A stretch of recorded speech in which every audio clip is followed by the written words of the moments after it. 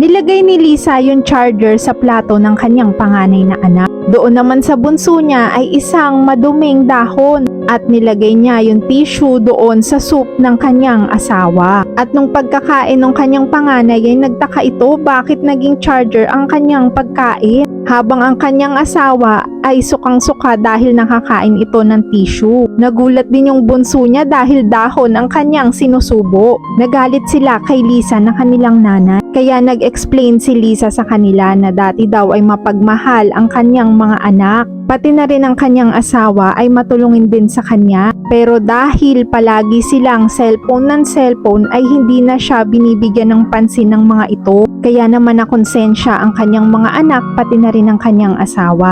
Nagsorry sila at sinabi nila na magbabago na sila at magiging happy family ulit sila. Simula nun ay nagtulong-tulong na sila sa gawaing bahay at bumalik ang saya sa pamilya nila.